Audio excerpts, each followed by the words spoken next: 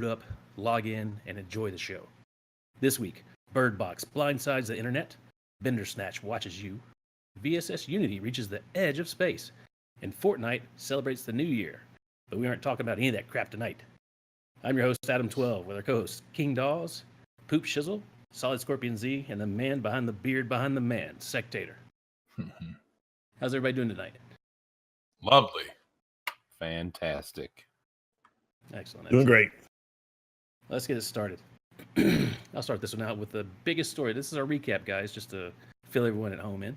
We're doing the 2018 recap, looking at all the games that came and went, situations. We're doing a little bit of the industry and a little prediction about how things are going to go next year, or this year, actually. All right. One of, if not the biggest story of 2018 was the rise of Battle Royale games, guys.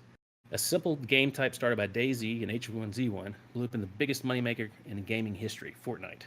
Not only did we see Tyler Blevins, Twitch's TV ninja, push his net worth over 10 million, but also Epic Games made 1.5 million a day when the mobile app released, and the mobile app is barely even playable. As well as Fortnite has done, there's always losers. We saw failure of Radical Heights. That was that 1980s throwback style game that was out there for a minute. Islands of Nine, who recently shut down their servers, or shut down the development, so they're gone. And the brief pop-in of Realm Royale, the fantasy version of things, which I think is actually getting pushed over to consoles soon. PUBG is barely hanging on for dear life after PS4 release and a couple of new maps. Sitting Central and all of that is still Black Ops 4 with their Blackout version. Sales on Black Ops are kind of tanking a little bit. I don't know if you guys pay attention to that, but it's not doing so well. Battlefield 5 is still playing a 2019 release on theirs, the Battle Royale. Rings of Elysium still hanging in there with a huge question mark. We don't know if they're going to make it or not. And Mavericks, which was originally a 1,000 player Battle Royale game, quickly got knocked down to 400 players, and I haven't seen anything on it in months.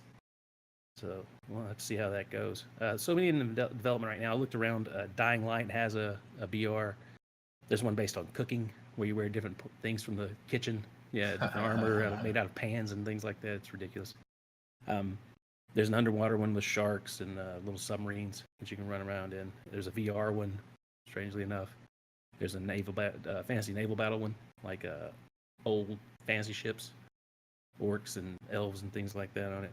And then there's one even set in the webcomic series Cyanide and Happiness, a battle royale game with that. That's cool. Yeah. You guys, did you take any of these 2018 standouts or failures? Did you guys get any of that? I have played one game of PUBG, and that is the extent of my BR knowledge. So, okay. How about you, Poop? So, the hold on, the warship one, isn't there like already like World of Warships? I don't get it. Like, do you start off in a dinghy and then like you find a floating buoy and you get upgraded to a galleon or something? No, this was yeah, it was really weird. That was more of a fantasy one, so that I guess you just start out on different sorts of ships and okay, team up on your ship or you do it solo. But it was the same, that last man standing sort of thing. No, I played the two staples, a little bit of Fortnite, a little bit of PUBG, and competitive gaming's not really my thing. So obviously that's the whole thing of those. It doesn't really. I mean, I like running with squads, but that's pretty much it. Yeah, I hear you. Solid. I mean, I mostly played Realm Royale and PUBG. PUBG on console, but it was pretty shitty. Yeah. And then Realm Royale, I really like. Like I've always kind of said that Fortnite, I think, could be even better without a build mode. And that's what Realm Royale basically is. Yeah. But it like peaked for a while, and I think now that they're kind of trying to work into console and stuff, like once they figure out the whole console scene, I think they'll probably be one of the mainstays as well. Okay. And Sectator, I know you've gotten into a good bit of it.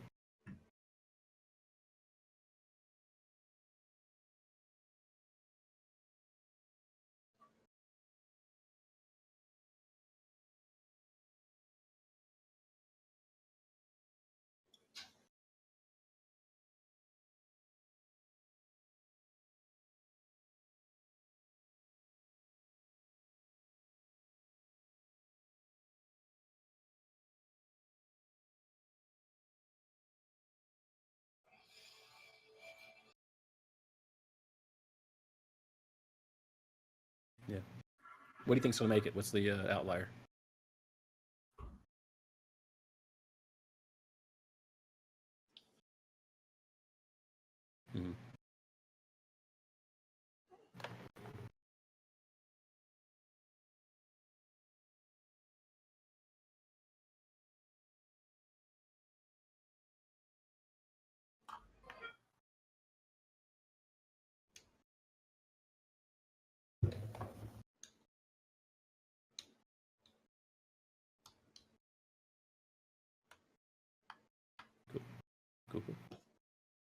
All right, King Dawes, what do you have for us tonight?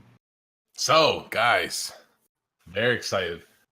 Destiny's still a thing. I don't know if you all have given up on it or not, but there's still a loud and proud community, pride, if you will. So I wanted to talk about Destiny in the year 2018. 2018 saw, so Destiny 2 released in 2017, end of 2017. Had a very strong start because Destiny 1 was awesome. Destiny 2 came out really strong initially. Then we actually ran into Curse of Osiris, which came out in December of 2017 and 2017, excuse me, and that tanked. Kind of ruined the franchise a little bit. Everyone was sour to Destiny, ran away, played different games. Destiny itself, the player base was cut in a quarter.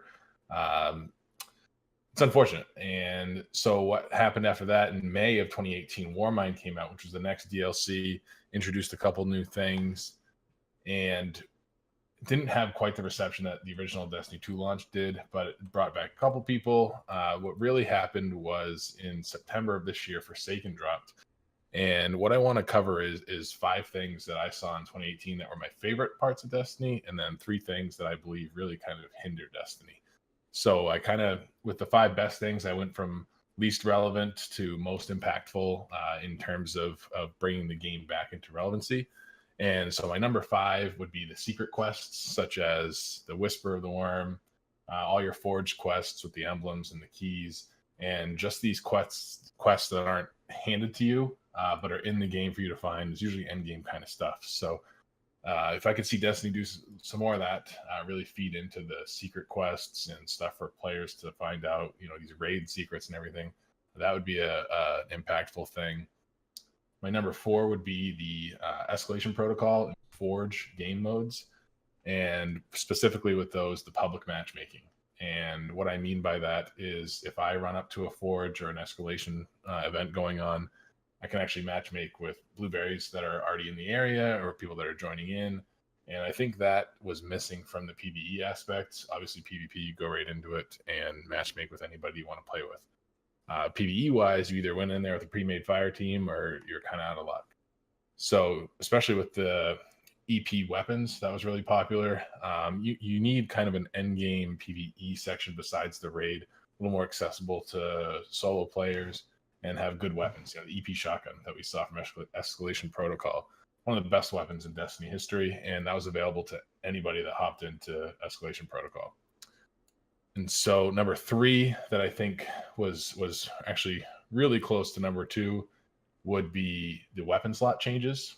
So Destiny 1 always had a primary, special, heavy.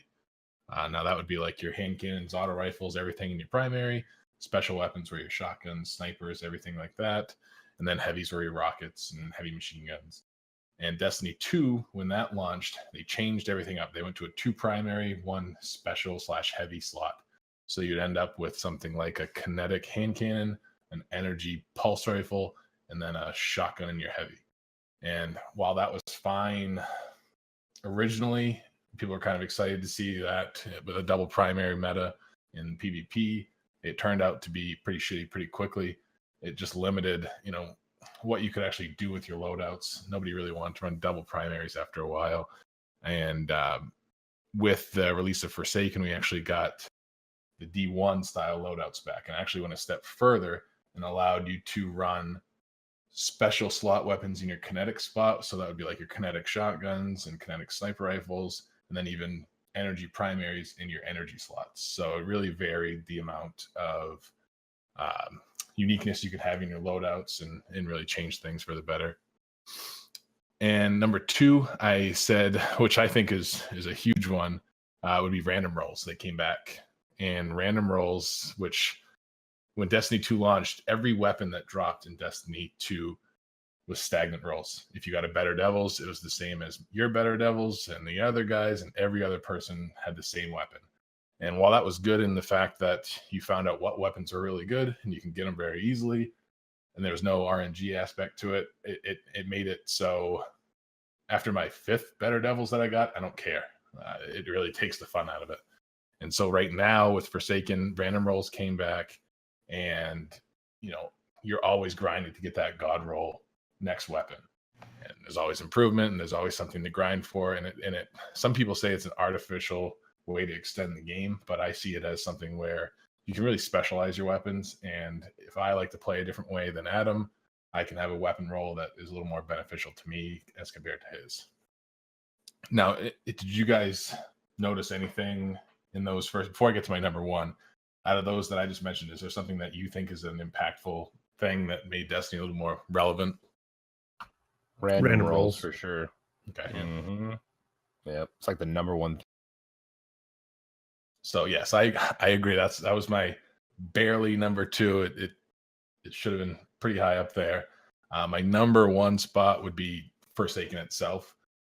With Forsaken, everything that came out with the Reef and the Barons and Cade dying, spoiler alert, and the Tangled Shore and Gambit, the new game mode came out, new raid, really brought a lot of life back into Destiny. And with that came the weapon slot changes and exotics and all new subclasses, 9 new supers. So a whole lot of stuff. Forsaken actually really turned the whole franchise around, and now you can actually look back and see Destiny in the higher end of the Twitch directory, whereas before it wasn't even the top 30. So those are my 5 things that I think in 2018 really were the best things that happened to Destiny. Now let's go to the opposite side of the spectrum and look at the 3 worst things, in my opinion, that happened to Destiny. In number 3, it's kind of a tie. Really one more than the other, but so I'll say in slot 3.5 would be getting rid of Trials. Trials of Osiris was a game mode. It was a 3v3 PvP game mode. That was the competitive game mode, and we have comp now, but it's not the same.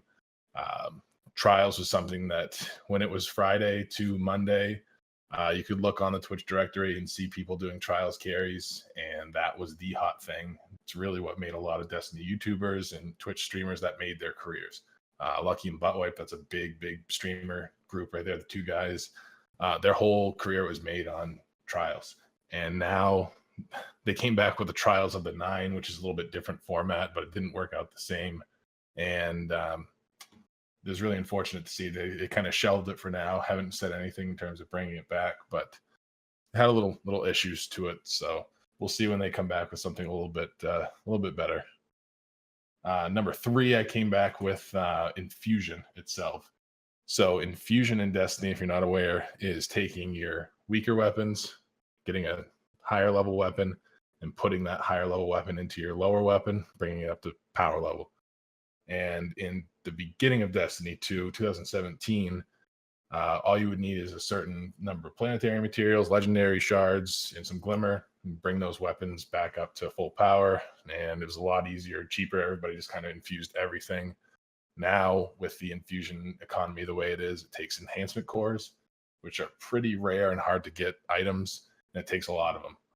It takes 3 enhancement cores, quite a few planetary materials, a lot of glimmer, and you have to be really selective as to what you're doing with your infusion. If you want to take your EP shotgun, level it with you the whole way up to 650, it's going to cost you a lot of materials and a lot of time. So in that aspect, I think they really kind of hurt you take your favorite weapon, bring it all the way up with you. It hurt that aspect. You kind of having to use weapons that you're not comfortable with and armor that's crappy. And once you get up to 650, then you can infuse your stuff, but it kind of stunts your growth along the way in the fact that you're having to use stuff that you're not comfortable with. So that was my number 2. And then I'll pose the same question before I get to my number 1. Can you guys think of anything that really kind of hindered Destiny in 2018 that made it, sour taste in your mouth? I think it was the I guess lack of a story in the first game, right? So if we all talked about it, a lot of people stopped playing or didn't play a couple months after launch of the first core game, and then there wasn't enough because they do these A patches and B or A DLC downloads and B DLC downloads, A being small patches, B being major content. I think that their initial launch of the game was very vanilla, and that's what drove me away from playing it. And by the time they were able to get content out that was interested, they had already lost their player base to BRs and other genres of games. So Sure. I think there's scatterbrain sort of mentality on things. You know, they want to make it hard, which is one of the things I liked about Forsaken is that they actually, you know, they ramp the bar up to make the difficulty something worth having, something worth doing. Right. And then they pulled it back immediately on a couple of issues. The Forge is a good example of that. That you know that irritates me quite a bit, and that's one of my least favorite things about Bungie in general. Yeah. So it's more of the attitude of squeaky wheel gets the oil. It's the ones that, you know, Yeah. go on the forums and this is too hard. It's the second day after the raid's out and I haven't been carried. Why am I not getting carried? So I understand 100% that definitely what a lot of feedback I've seen was that that being, you know, the whiners get their way, and so the Forge was out for less than 24 hours, but then the power level got knocked down because it was too hard. And Bungie has to make everybody happy, and unfortunately, the try hard group is a small minority compared to the lackadaisical group, which they have to make happy. The tryhard group will not keep the doors of Bungie open. Nope. They will not, and Yeah, they really. have to acquiesce to the more casual gamer. Mm. And I know all of us here are pretty hardcore in the games that we jump into. Destiny is one of mine, and as much as I do like having to chase the carrot, there are parts of the game that I wish were not as grindy as they are. For instance, to bring into light some of the more recent unlockings of the forges. Was a little bit over the top. You know, if you can make the level harder in the Forge, that's fine, but you shouldn't make me go through 2 days worth of stuff to get to it. So one of the funny kind of jokes that went around was that to unlock the second Forge, which is the third Forge, it is a Nami Forge. Yeah, The quest line to unlock that kind of time investment wise was longer than the Warmind campaign. Yep. Which is a little crazy. To unlock a small subsection of a small DLC was longer than the campaign of a full But the other side of that argument is how many assets were created for the Warmind campaign versus how many assets were created for just the quest line of that one unlocking. Right.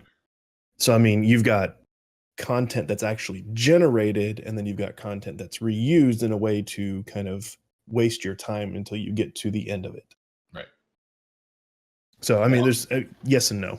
But also not increasing the difficulty in any sort of way, just increasing time investment. Yeah, sure. And that's an artificial way to increase difficulty because you know the average person might have a half-hour day to throw at the game, and if it's a 4-hour quest, well, now you're almost up to a week there. So, And it's hard to gauge a game's duration now with the way or playability because of how you can access other people that do nothing but game with it all day and see their progress. And you know, like if I'm a dad, I've got 2 kids, I only have like an hour at night to game, you know, I could, you know, watch a YouTube video halfway through the day to kind of get geared up for my gaming session that night and see, you know, these streamers that have max builds, max level, and I'm like, oh man, I'm never going to get that. And you know, it's very disheartening. I can totally see that. I'm just playing devil's advocate because I have a lot more than 1 hour, but the thing is I can see that struggle. So good points. EMT has a good point too. People complain about the content, but then don't want to grind something.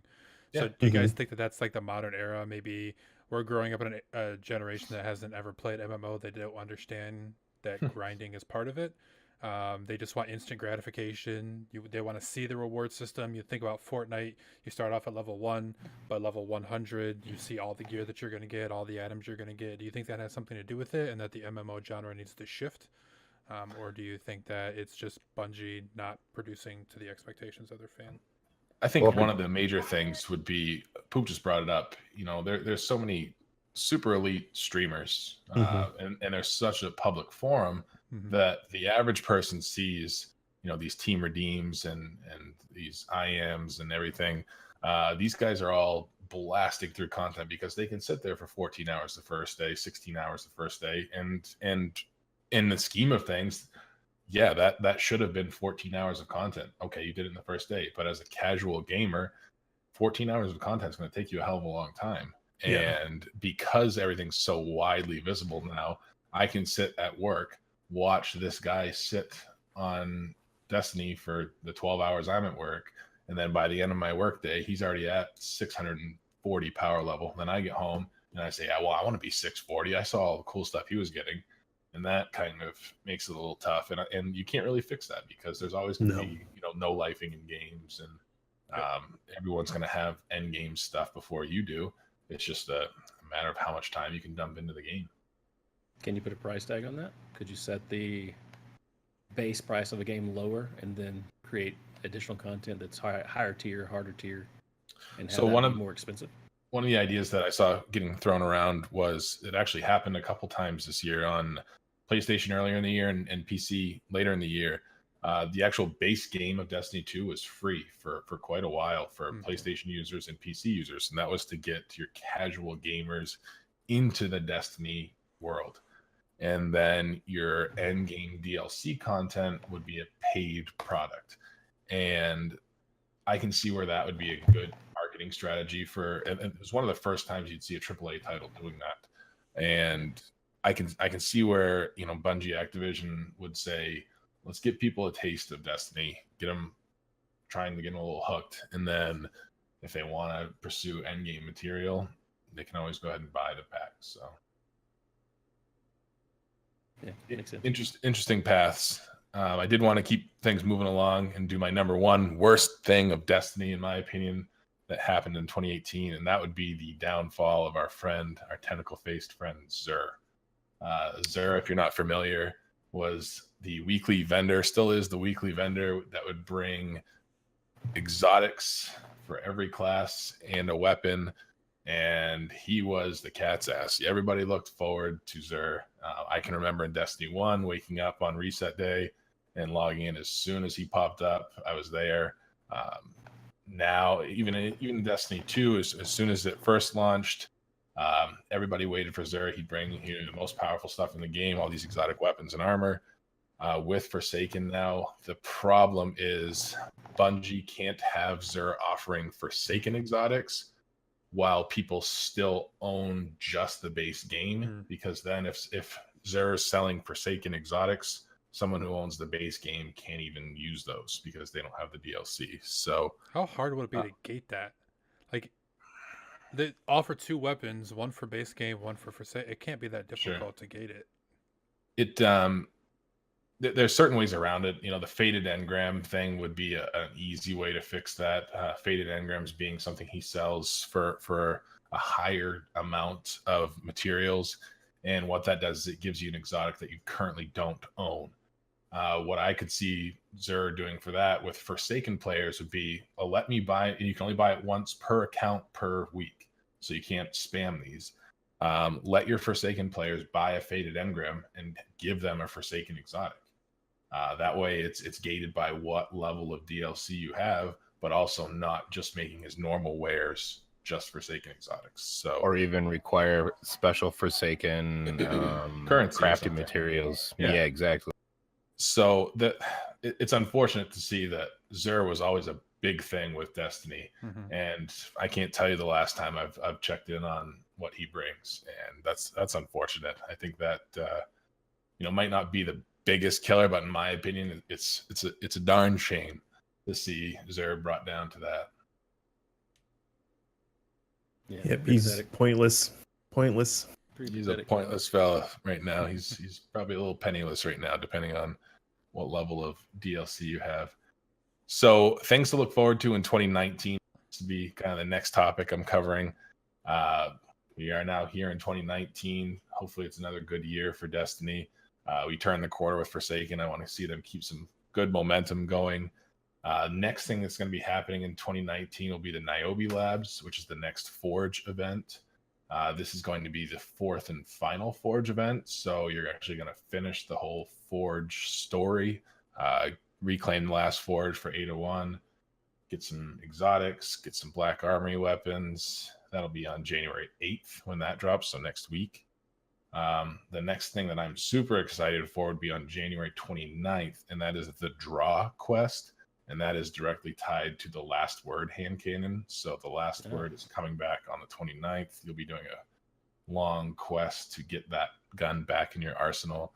It's been a gun that everyone has wanted to see come back from D1. It's It's going to be awesome. The way they've reworked it, it looks like I saw some mumblings of the perks being pretty much the same as the D1 guns. So that's going to be a really popular Crucible gun, and even we'll see if it's even viable in PvE now. And also having to deal with that last word quest. A couple people have data mined some information that hints towards the quest that has to do with the Thorn. So the Thorn was the opposite, Dregden Yor's weapon in D1. A little 2-tapper hand cannon, awesome gun.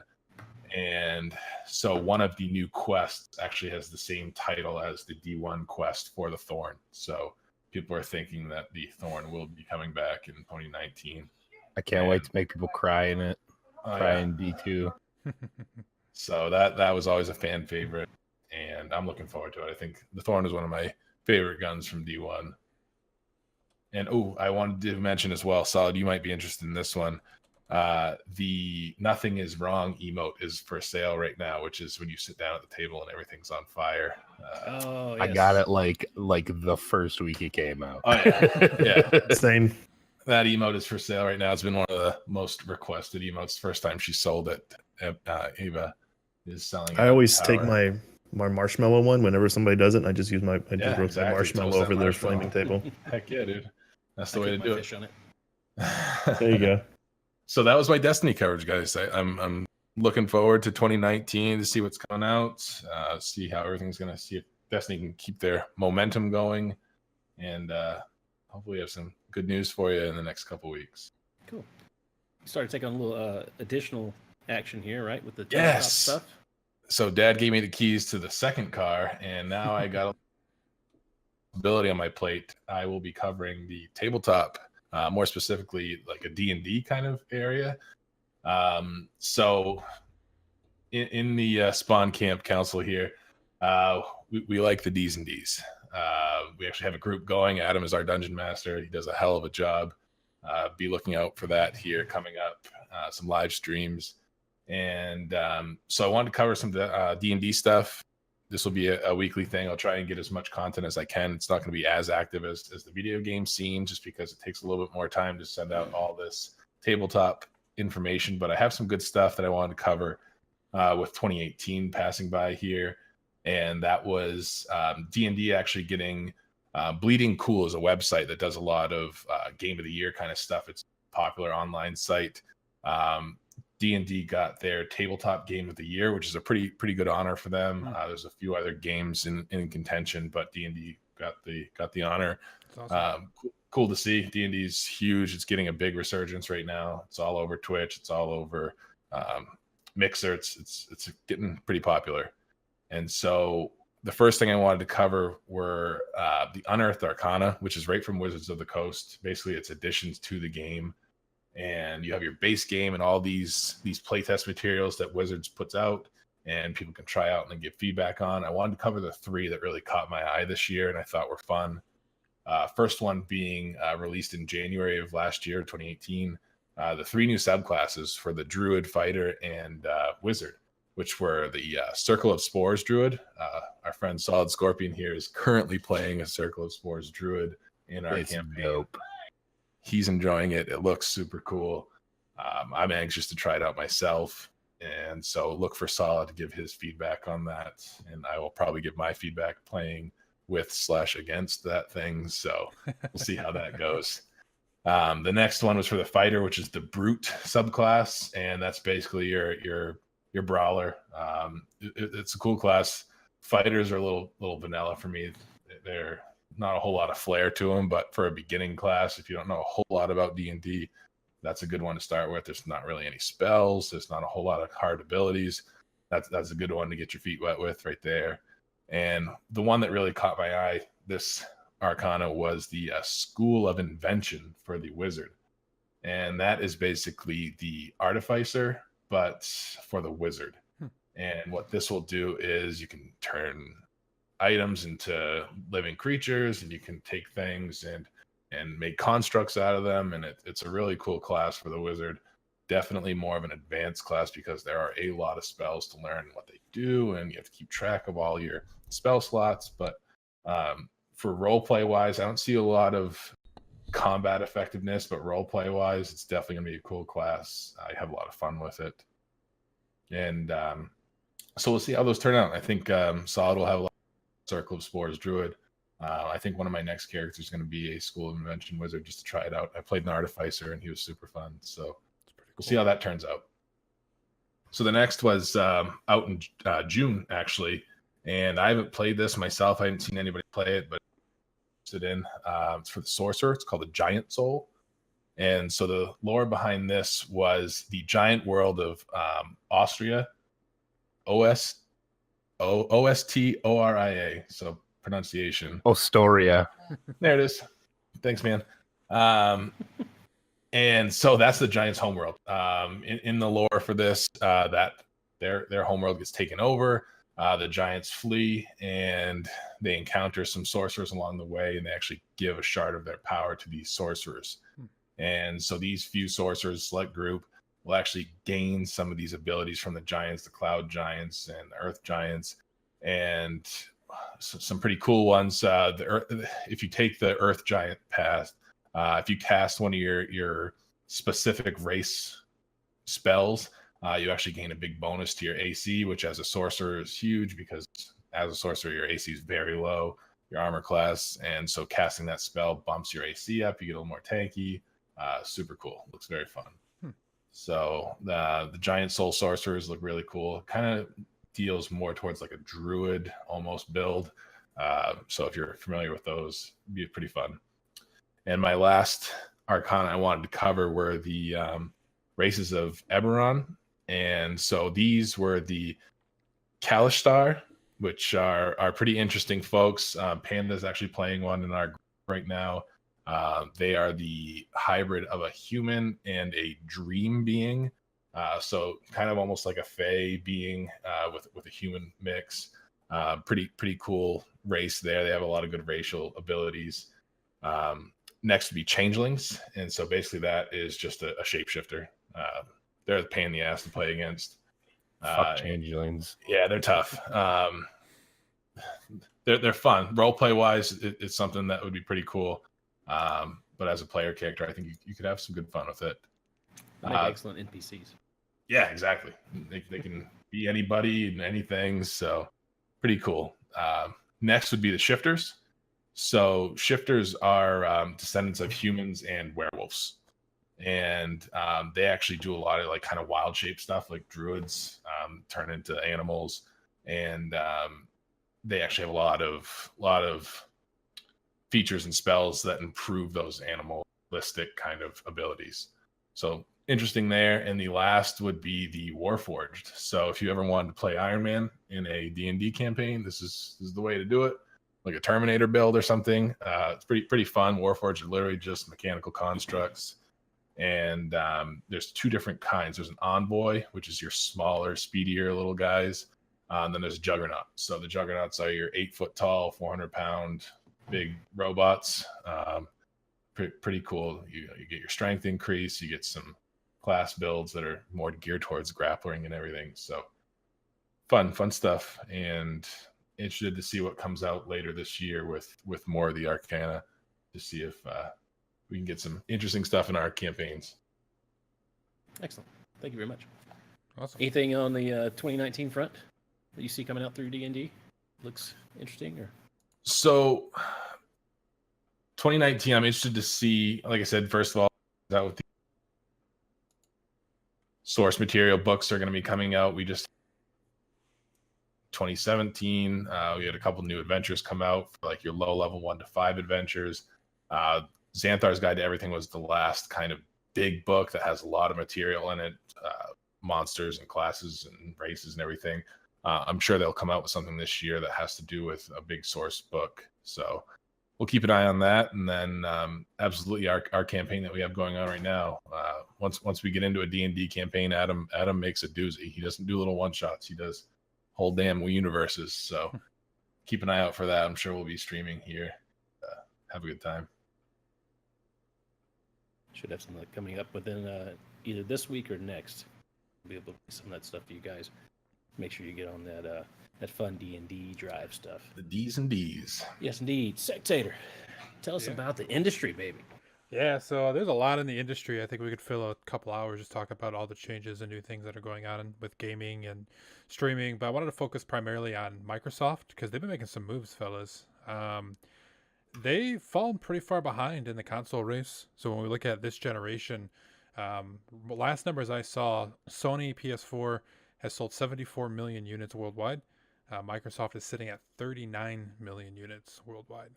And a lot of the feedback that Microsoft's been getting over the last couple of years has been the lack of primary or exclusive titles, right? So everything that comes out for Sony comes out for Xbox. They have Halo and they've got Gears of War, but you can only make 10 or 11 of those games before the teenagers get sick of them. Whereas Sony's got Uncharted series, they've got up until recently Kingdom Hearts, they had exclusively Final Fantasy for a while. So when these systems came out, they fell pretty far behind. But Microsoft's been making a pretty big splash. They started the year off by purchasing PlayerUnknown Battlegrounds, which I think is called PUBG Core now. It was Bluehole Entertainment, now it's PUBG Core. And since then, they've kind of moved on and made some pretty large acquisitions. That Ninja Theory, Playground Games, Undead Labs, Compulsion Games. These are pretty decent studios for Microsoft to have exclusively. Forza, which is one of the largest racing games out there right now, is made.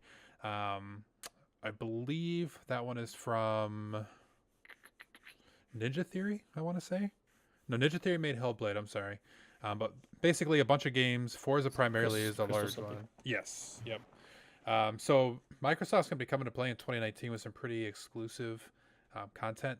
And I think it's going to be enough to really make the push. When you look at that push that they're making alongside of their new their subscription service, which gives exclusives for free, for $9.99 a month. You saw Sea of Thieves really streamed pretty hard a couple months ago when it first came out. People paid $10 and they got to play it for a $60, exclusive title for Xbox for free. Plus, you have access to all the old Xbox archived as well. This really gives Microsoft that push and that strength that they needed that kind of made them fall behind with Sony. And then couple that with the announcement they made with Project X Cloud, which is their attempt at bringing Microsoft games to multiple devices. We're talking about cell phones.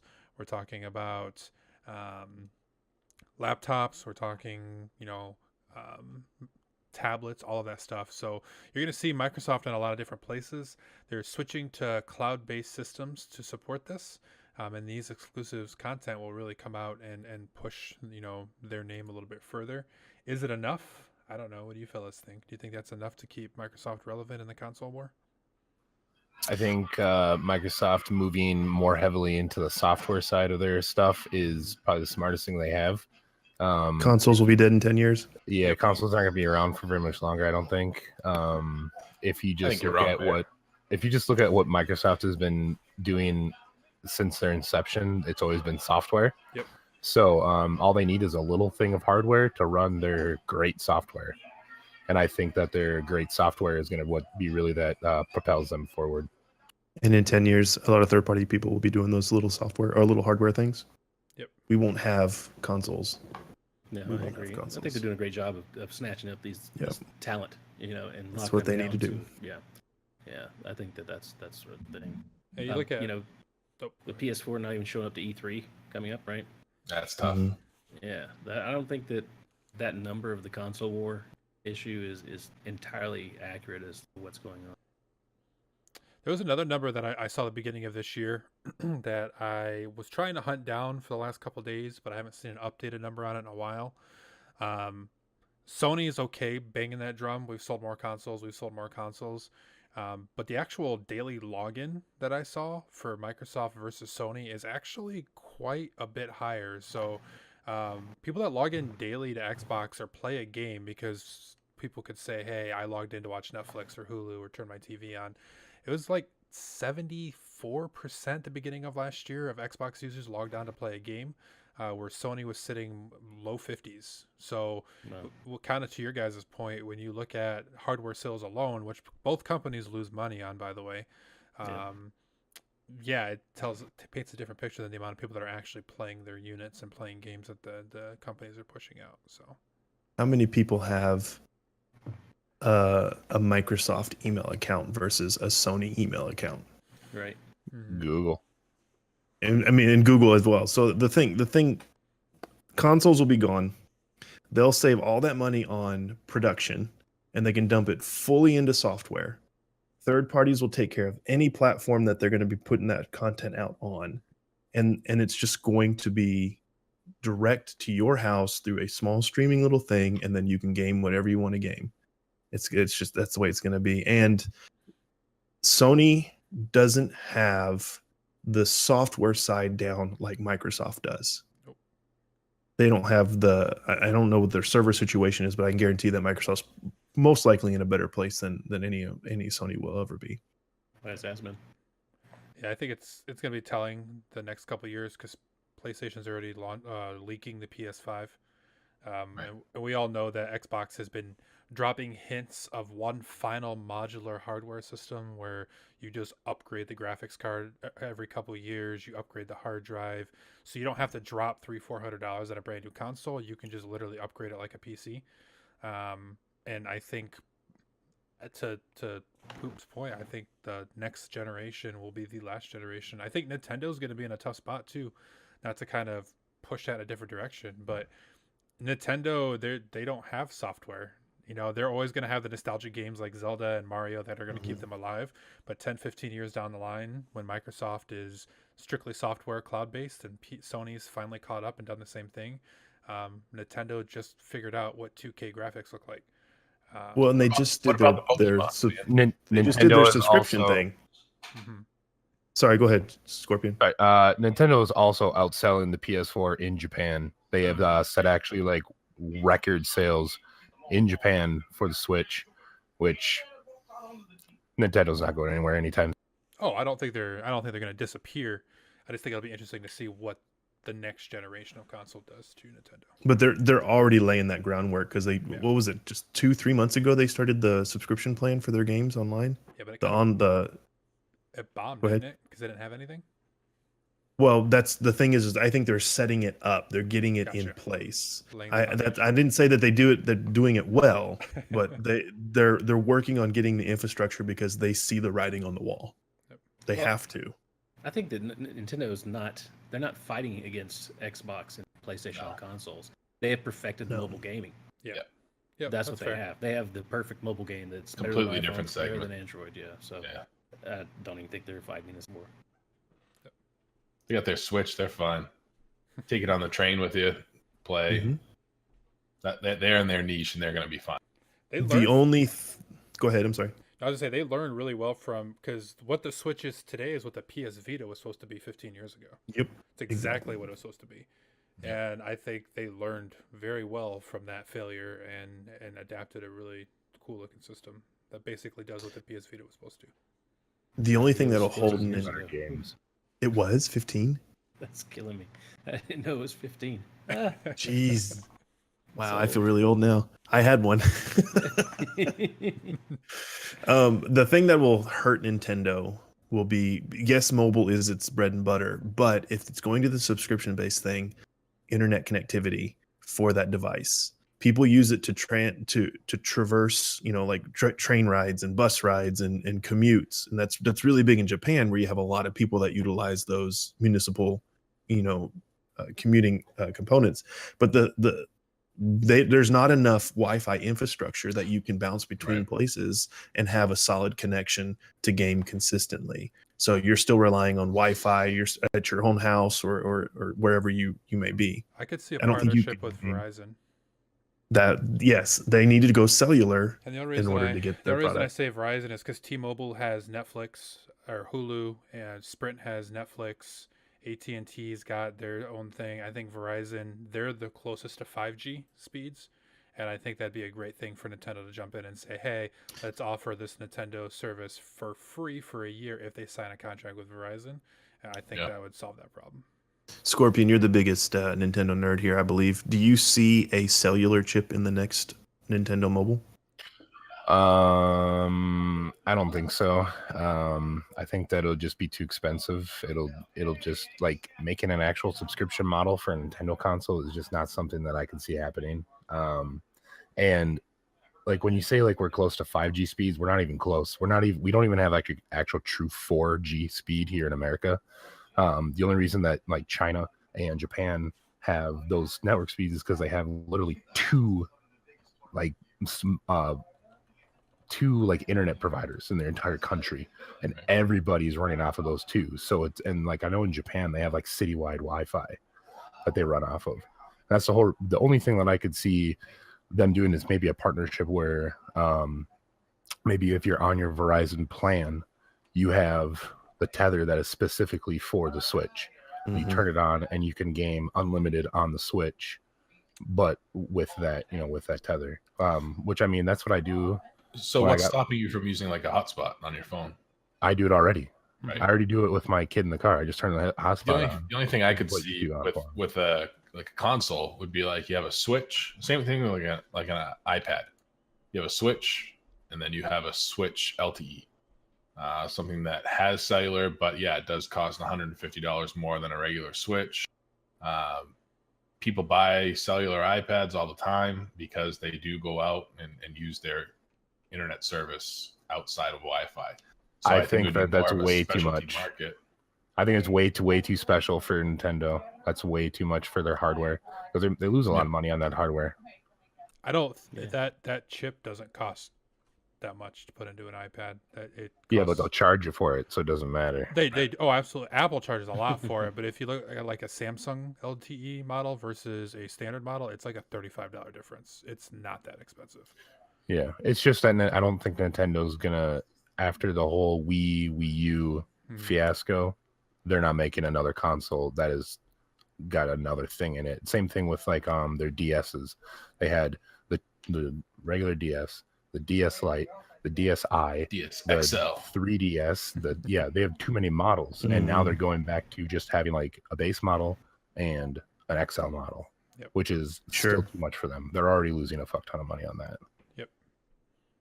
And I don't think they have to worry about it. I really don't. I think they've got their niche, and they've got the small little cartridges still, which is cute. They're pandering to kids. They've got their built-in demographic, and I don't think it's going anywhere. You don't think that the technology in the same field of them is going to surpass their delivery platform of cartridge and handheld and all that?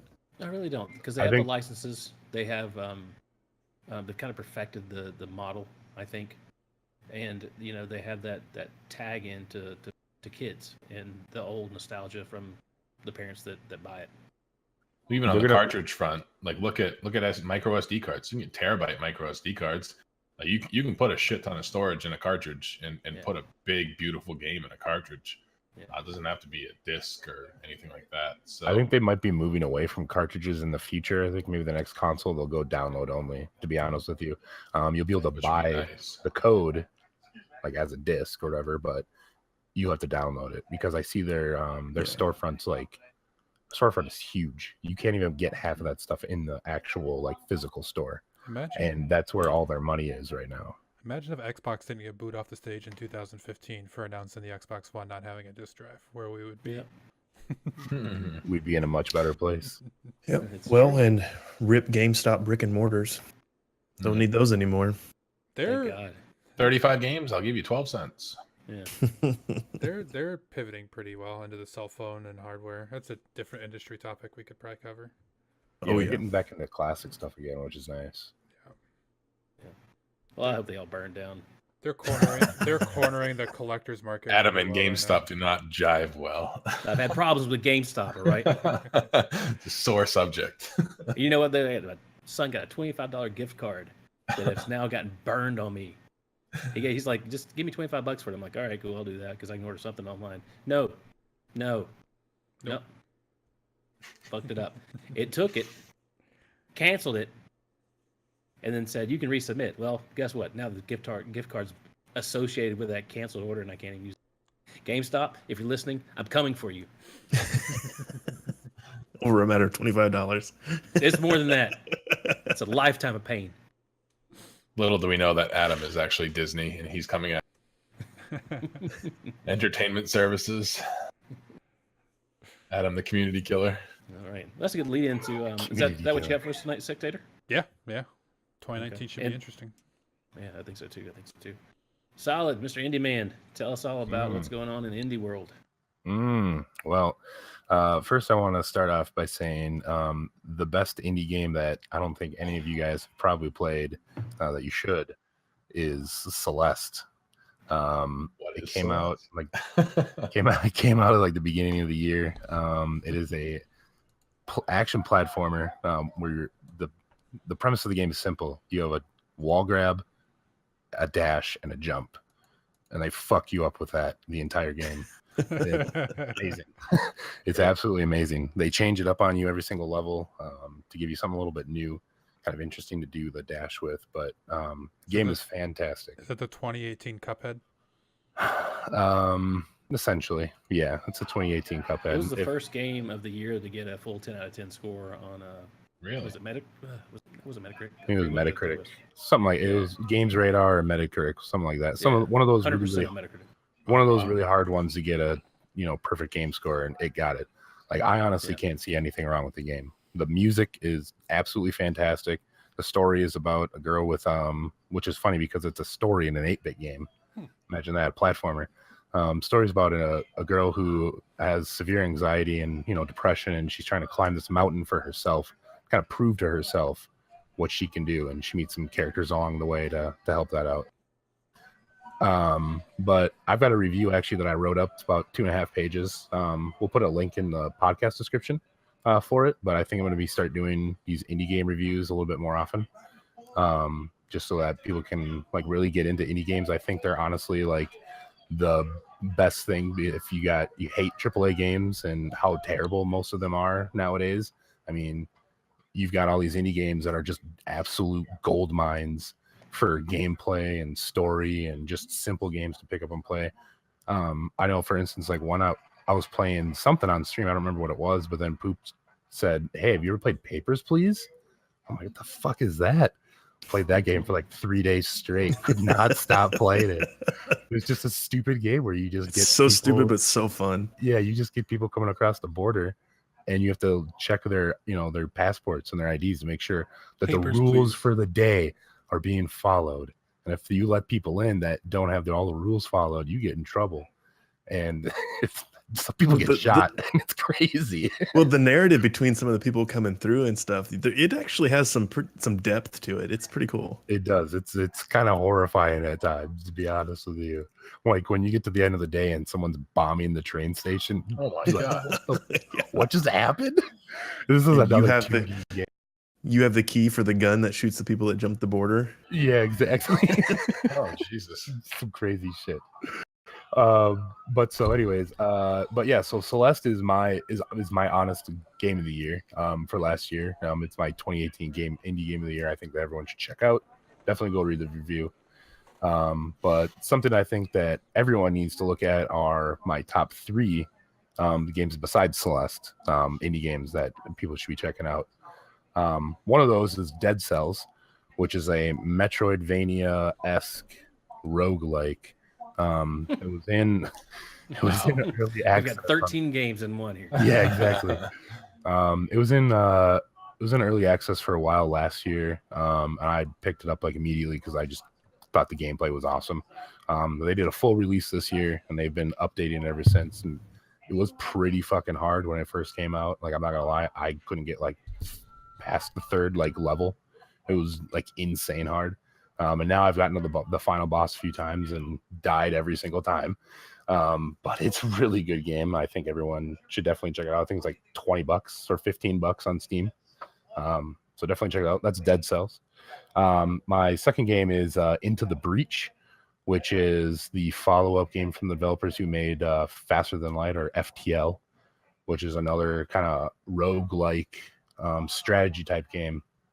But with Into the Breach, it's more like chess as opposed to like the real roguelike, ishness that was FTL. You get, some mechs, you put them on a board, and you've got to defend the screen for 5 turns. And at the end of the 5 turns, you're awarded, resources and stuff, and you keep going. It's a pretty short game, but ramps up the difficulty very, very quickly. Very, very fun. And then my third game let's see what did I say? I said Dead Cells, Into the Breach. Oh, The Messenger. Now, The Messenger is, I don't really know if you can consider it an indie game, but I kind of do. Devolver Digital did it. But The Messenger is another Metroidvania-esque type game that's classic 8-bit, like Ninja Gaiden, right? For the first half of the game. And then it turns into a 16-bit game. And then it's no longer just a side-scrolling Ninja Gaiden game. Now it's a full-blown Metroidvania where you have to go back, collect keys to get to the final mountain, and you've got to switch between 8-bit and 16-bit timelines out on the fly. Like, it gets insane. Very, very fun. It's like $15-16 on Steam. Another one that I would definitely say you got to try it out if you're into the indie game scene. So those are my 3, though. Well, 4 technically if you count Celeste. So Celeste, absolutely go pick it up. Into the Breach, Dead Cells, and The Messenger. Those 4 games right there are, like, I think the 4 that everyone should be playing this year if they want to play some indie games. And like I said, they're all like under $20. So, and I think you can get them on PC. Most of them are available on the Switch, Xbox, PS4. So definitely check them out. What are you looking forward to in 2019? 2019, all I can say is Super Meat Boy Forever. That game is going to rock my socks, and I'm going to hate every second of it. It was supposed to come out like a month or 2 ago, but I don't know what happened. It's actually going to be an Epic Games Store exclusive, for the first year, which is real strange. But I enjoyed the hell out of Super Meat Boy. Loved that game. It's like what got me back into platformers in general.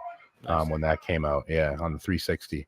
So Super Meat Boy Forever is looking like it's gonna be awesome. It looks like there's gonna be a lot of custom game level stuff that you can do, 2-player mode, bunch of cool stuff. So I'm very, very excited for it. I'll definitely have a review for that as like the day it comes out. Fantastic. All right, Poop Shizzle, our streaming guru god. Oh, geez. There you go. All right. How's that for an intro? Oh my gosh. All right. Well, basically, I'm just going to kind of lay out some of the things that happened this last year in streaming, and I got like maybe 2 or 3 predictions for the next coming year. But the streaming world itself is constantly changing, and it can change on a dime, depending on who says what, and who drops what on stream, and whatever. The latest development was domestic violence on stream right before the Christmas break. I don't know if you guys heard that. And guy was arrested, and it's just, make sure you know what you're doing when the camera's on, folks. That's all I can say. So basically, just to kind of go back, I'll go through chronologically. At the end of January, early February, Facebook Gaming made its really big push into live video game streaming. It wanted to be a competitive platform for streaming. It had been doing some very select streaming beforehand, I think for about 18 months. But this is where it really started to gobble up some big time streamers from like Twitch. I know, Adam, you're a big, was it Stone Mountain 64? Aren't you a big fan? I like Stone Mountain. And so as we get and then Darkness 429 or whatever his name was, he came over, and those guys have just been killing it. So Facebook was really, really starting to hit the scene early this year. And then right at the beginning of February, there was a new kind of platform that kind of surfaced. I don't know if anybody's really heard of it. It's called caffeine.tv. Anybody hear that? So what happened was two former Apple execs had just decided to do this on their own. They wanted to create a much more simple process of online streaming. I did a little research on it. It's pretty cool. It's still going. It hasn't been buried or anything yet. One thing that I really like about it, it's super sleek. It's very easy to work with. If you get on there and you're a viewer, there's some really neat features. My favorite one by far is you can actually take the face cam of the streamer and move it around on the overlay. You can control the overlay. So say like you're watching somebody stream and their face cam is over important heads up display information. You can actually move that around. I thought that was pretty cool. Cool. It's pretty young, pretty low viewership, but that's also that you can look at that as a plus. maybe if you want to jump in there and start going on that. So I'll kind of look at that a little bit more, but I'm pretty much sticking with Twitch and moving forward with what I'm going to do. Mid-March was a big, just March in general was a huge month for the one, the only Mr. Ninja. If you guys didn't hear, he actually was able to stream some Fortnite gameplay with Drake, Travis Scott, who is another rapper, and then even later on in that stream, Juju Smith-Schuster, if there's any football fans out there. I think he plays for the Steelers. Steelers. Yep. Yeah. Steelers guy. And I think for New Year's they were playing with a like a Brazilian soccer player. Yep. Too. Oh, like sweet. It's a whole nother drama. I don't know. Bunch of Yeah, people got yeah, mad yeah. about that. I bet they did. Yeah, you don't mess with the foosball. Anyway, the thing with the mid-March stream with Drake was probably the biggest eye-opening experience for a lot of people outside of the live streaming world. There were over 635 viewers at one point on that stream. And then 635K. Sorry, I wrote it out K. I didn't read it. 635,000 viewers on that stream. Big difference. And in that one stream, Ninja gained 90,000 subs. Whoa, which is equivalent of about $250,000 worth of money. that's like where you're at, right? 90K subs. Yeah, dude, I'm past that. It's yesterday's news. So last year. But the thing is, when Drake did this, it was like on these major, CNN picked it up. I think MSNBC picked it up. All these major platforms outside of just gaming caught wind of this, and it was huge. It exploded. And I know Twitch saw an uptake in their accounts signings, and then I also know that there were some other companies that were reaching out to Ninja for publicity, stuff like that. So it was a big step in the direction of getting video gaming out there as a main staple in just common media and content creation. We took a little bit of a couple months off there. I know there was some stuff with Ninja surrounding some words dropped on stream and some whatever, but the next big thing was in July. And this one was actually, I was watching pretty carefully throughout the entire year. Guardian Con and the founders of Guardian Con, which would be Ben Broman, King Gothalion, and then Magic. Kevin. K Magic 101, whatever. Those three guys kind of spearheaded this company, and their goal was to fund St. Jude's Hospital for 2 days, and they raised $2.7 million in that event.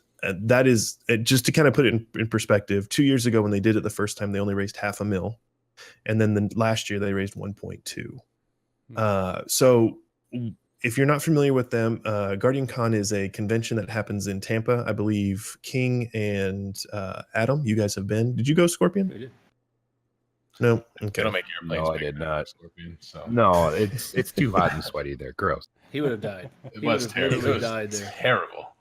Yeah, the it's- time of the year is It's rough. hell. It's hell on earth down there. It's Tampa, Florida, in the end of June. Yeah, that's miserable. I live in Texas, and I can't even say that's miserable. Gross. I Just grew up in darn Florida. yourself a huge sock, wear it for 14 days, and then crawl inside of it.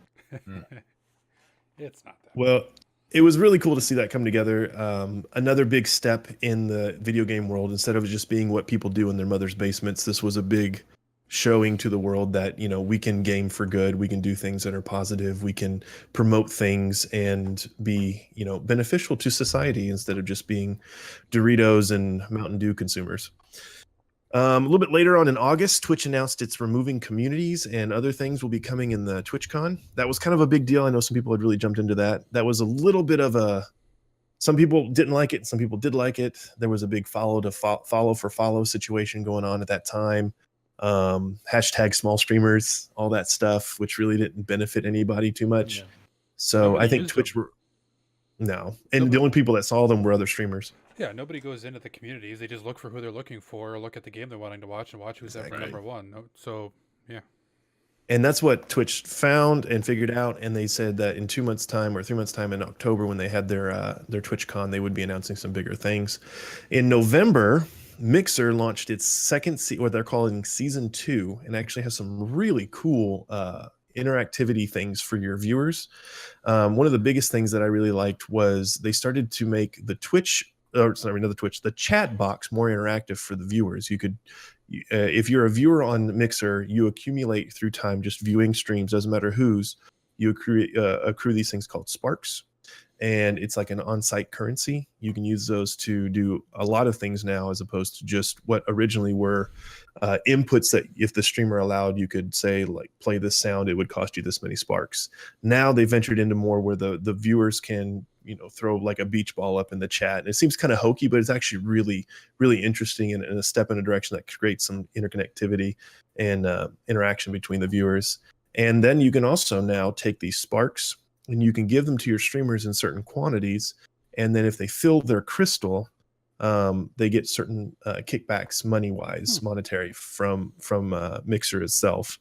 So you'll see like these for partnered streamers on Mixer, you'll see these large crystals, and you'll see like they'll get progressively full, and all those are from sparks given from their viewers. And when they hit a certain point, like they fill that crystal up, it's worth $1,000, and then the next one starts, and they can go to like the next one will be like 5,000 or something like that. So it's pretty interesting. I think it's a unique way to monetize. Twitch is the leader by far when it comes to the streaming platform and monetization for its partnered, or it's, yeah, exactly. So I really like that. But the cool thing about the one on Mixer is like you don't have to pay for the bits. Like you don't have to pay for the spark. You accrue the sparks just by watching, and then you can apply those as you see fit. I think that's pretty cool. And then moving on, we got to the October thing.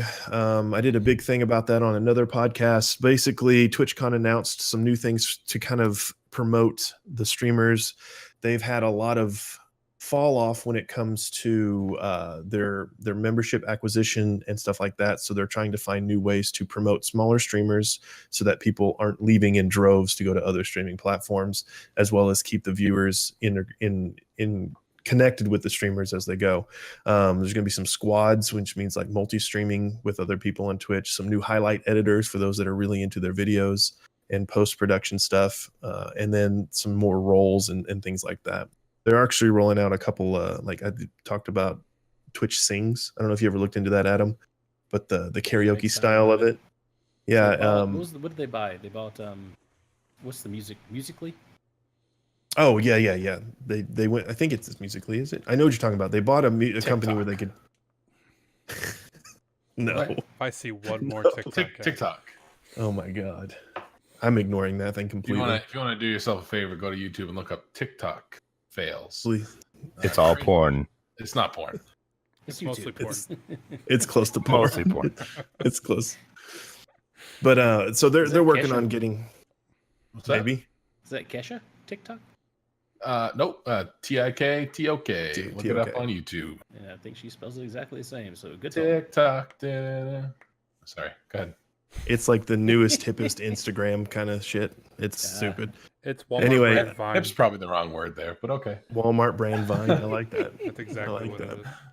Porno for Where- 13-year-olds, basically. That's the most accurate description. I've And we're on And some government we're watch off, lists guys. now. That was our first and last guys. Thanks, guys.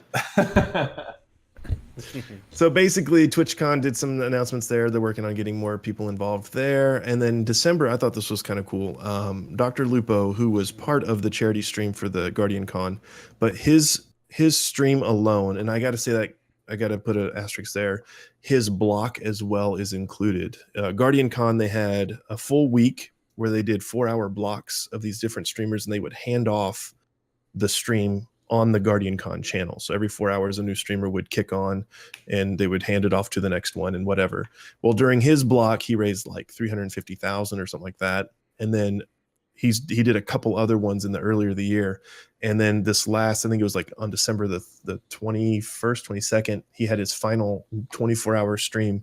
And his goal was to raise cumulatively $1 million just on his channel, his content alone, and he was more than successful. He rose, I think it was like 1 million, 1.3, wasn't it? 1.3, yeah, 1.29, 1.3, something like that.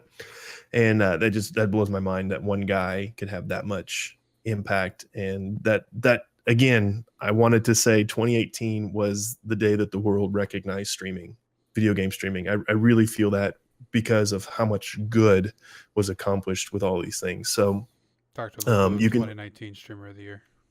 Heard it. Right Spawn Camp You know days. what? I wouldn't be surprised. The thing is it's such a massive platform. Who knows what's going to come up this next Yeah. year? I- So my predictions for 2019, I think we're going to see a lot more of like commercialization of streamers and streams. I think we're going to see a lot of companies really start to dip into this that they didn't even consider to begin at the start of this last year. I was at Best Buy just the other day. I had a gift card for Christmas, and I thought this was interesting. They are starting to set up their peripherals for their PCs and stuff with this in mind. I went by the microphone section, and they were like perfect for streaming on Twitch. Like you see that, Oh, nice. and like you'll like their streamers being like, it wasn't Ninja, it was a female streamer. I don't remember her name exactly. I don't follow her. And then like over here there was a YouTuber. So these content creators are starting to become the platform in which these, or the poster children of these items that they're pushing out. Elgato, which has been in Best Buy because I bought my first capture card from them, but they're really starting to push their stream decks and their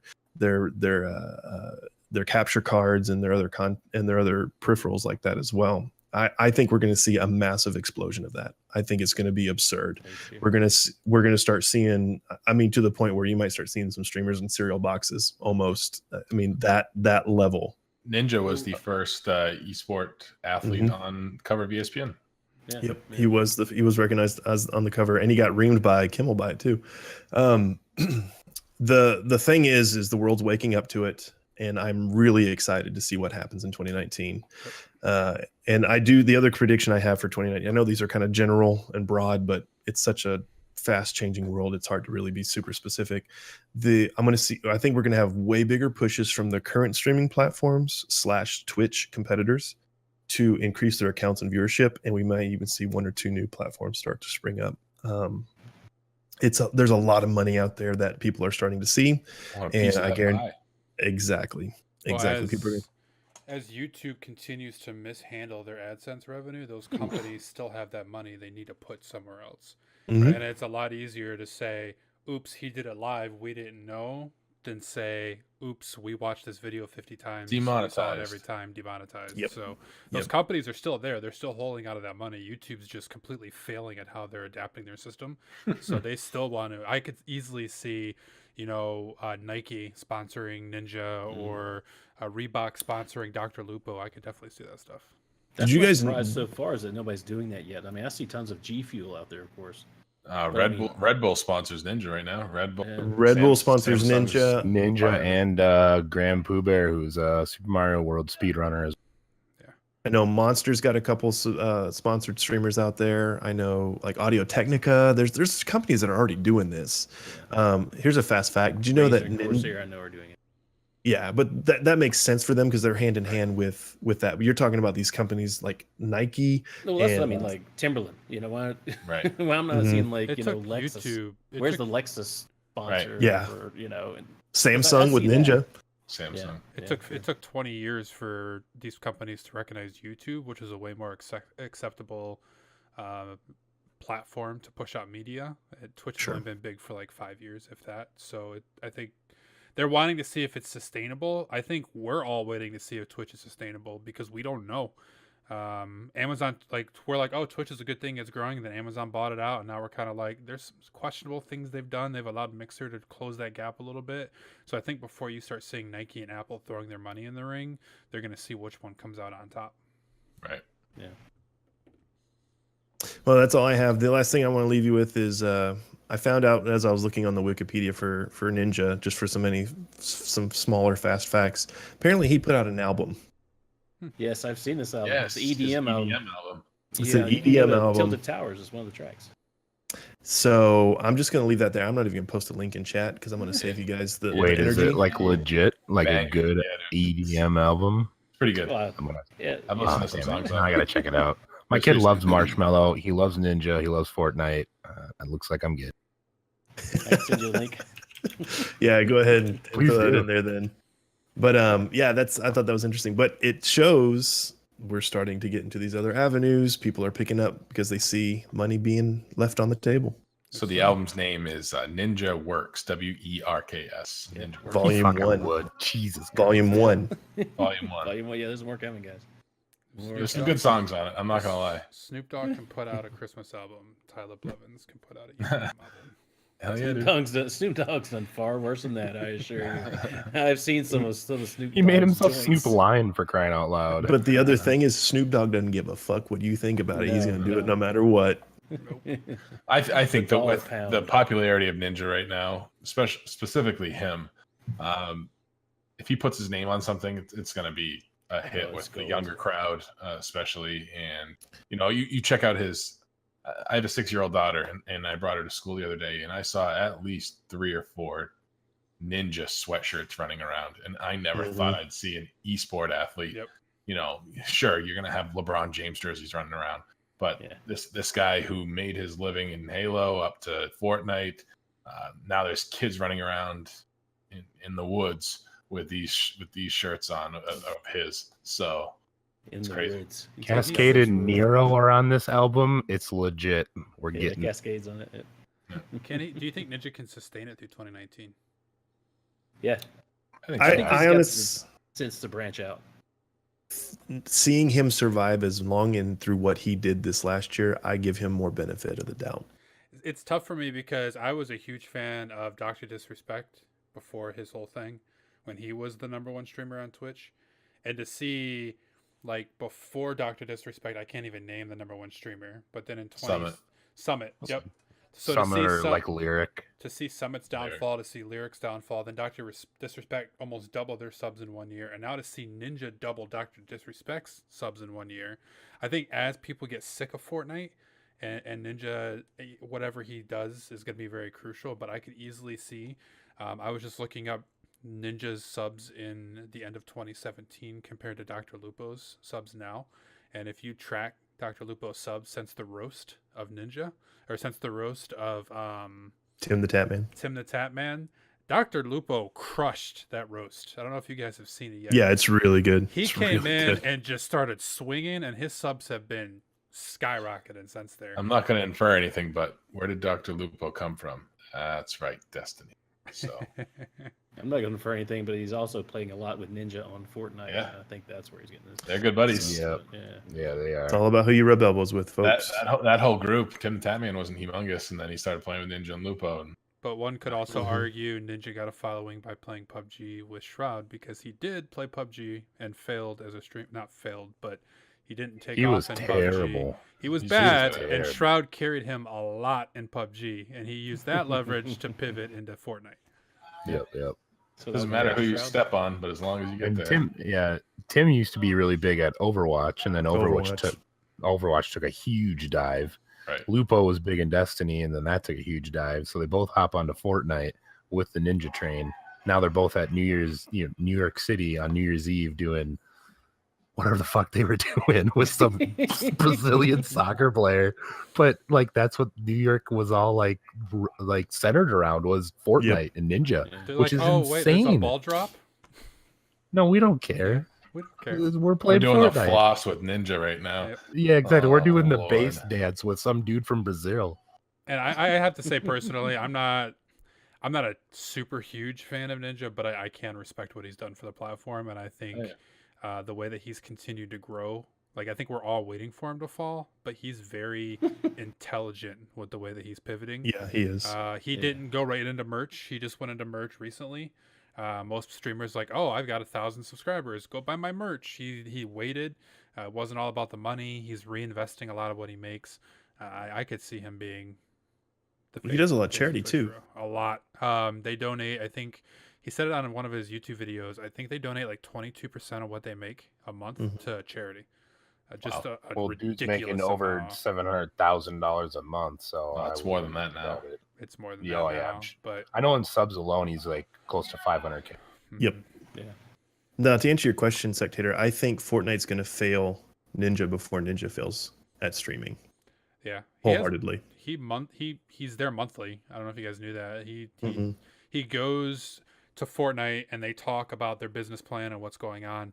And he comes back and he's like, I think it's stupid. I think that's dumb. Or he says, hey, there's a lot of really cool ideas. He's not partnered with them, but they know who feeds them. They know who's driving those He- sales and those he- season passes.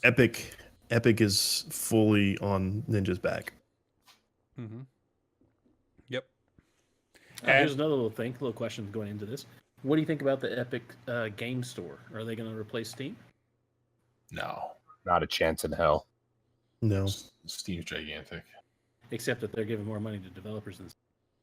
Nah, it doesn't really matter. It's the way that they got some changes to make, obviously, and I know that they're going to make those changes. I just read like a developer thing on Reddit about them talking about like offline play for games that are playable offline.